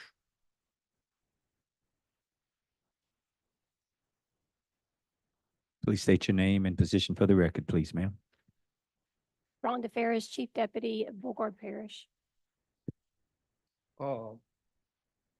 Ms. Ferris, first, same question I asked everybody else. You've heard all the testimony up until now this morning, have you not? Yes, And you heard multiple witnesses from Perdido stating their opinion that the discounted cash flow was the correct methodology to value these wells in 2022. Did you not? correct. What's your understanding of what the regulations promulgated by this tax commission required for the valuation of oil and gas wells in tax year 2022? We were used to the cost approach tables that was that we've been using for a while now. And again, I'm not going to have you go through the regulations. We've been through them with other witnesses, but there's nothing in those regulations, again, for 22 that provided for the discounted cash flow methodology, was there? No, Now, your office did start using the discounted cash flow methodology in tax year 2023, did it not? correct, yes, And why is that? because it was adopted by the tax commission. And the 2023 regulations in very lengthy and explicit detail address how you are to utilize and implement a discounted cash flow analysis for oil and gas wells, do they not? Yes, And none of that's in the 2022 regulations, is it? no, it is not. Thank you, Ms. Ferris. No further questions. Please answer any questions the commissioners or opposing counsel may have. Hi, Ms. Ferris. No. I have a piece of paper I want to show you. It is the 2022 regulation that was in place for 2022. It's a page OG 6.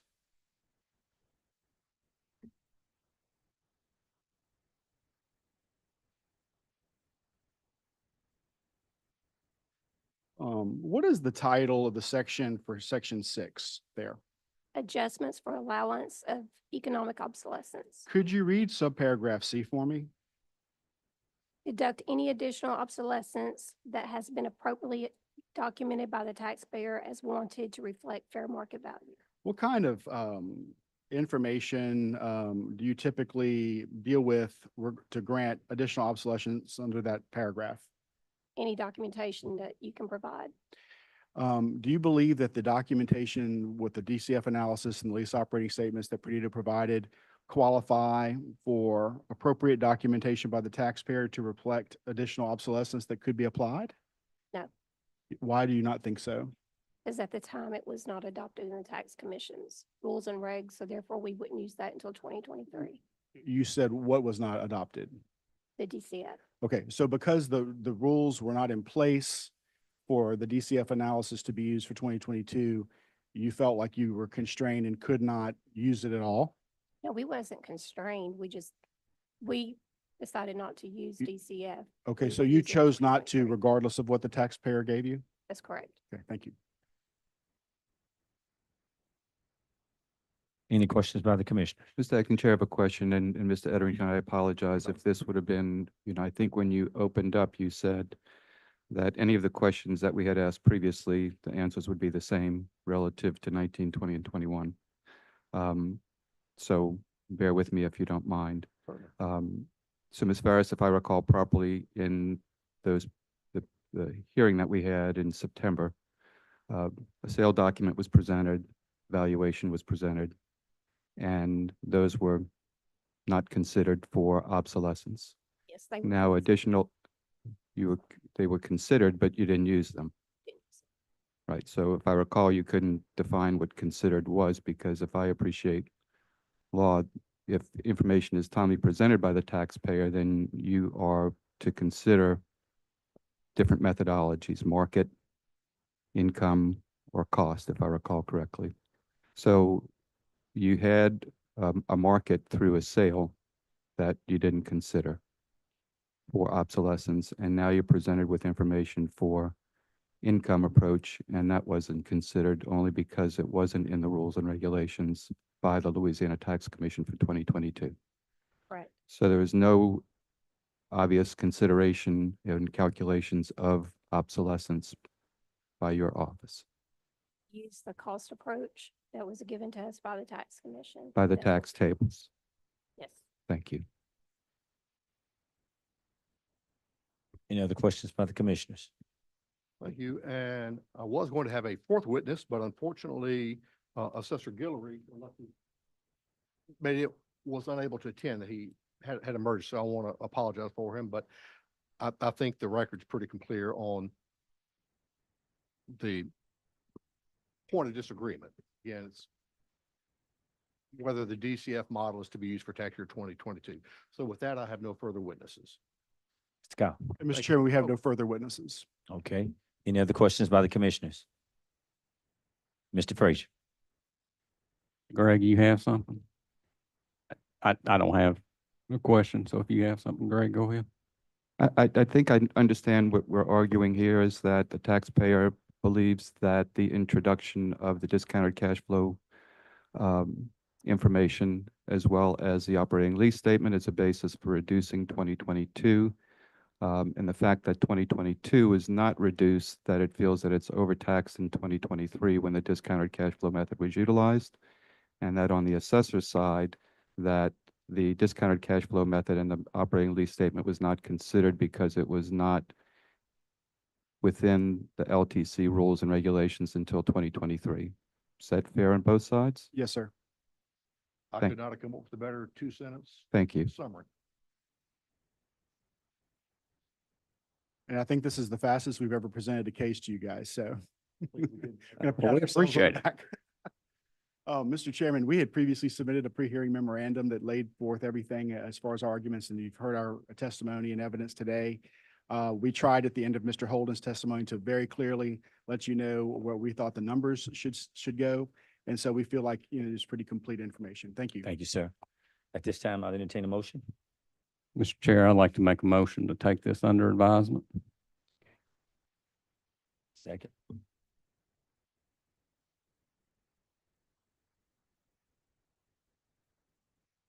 At this time, we will go back to old business, which was number 3 that we moved to the back of the agenda. Mr. Hoffman? Any witnesses that need to be sworn in or? Okay.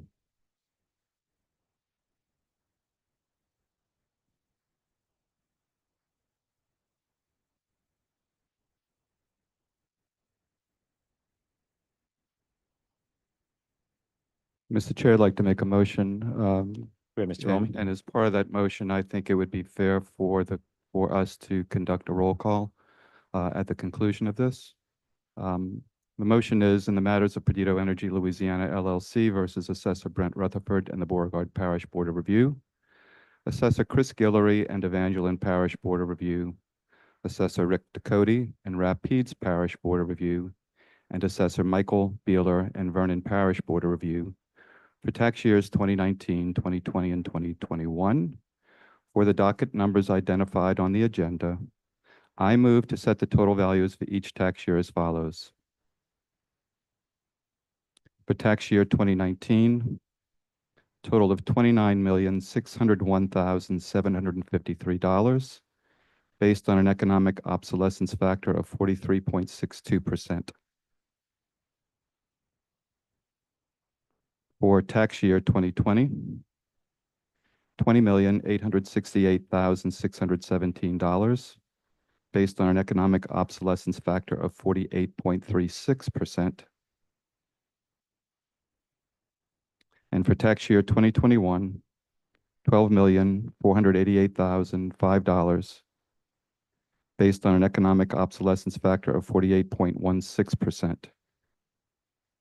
With these total values to be allocated across the parishes in individual assessment numbers. That's the roll call vote. Commissioner Leone, I agree. Commissioner Romig, Agreed. Commissioner Frazier, Agreed. Acting Chairman Guidry. Agreed.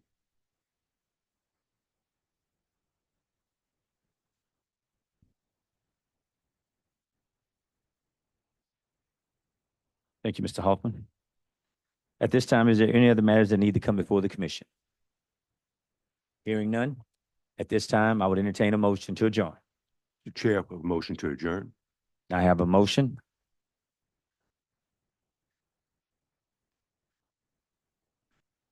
Thank you, Commissioner.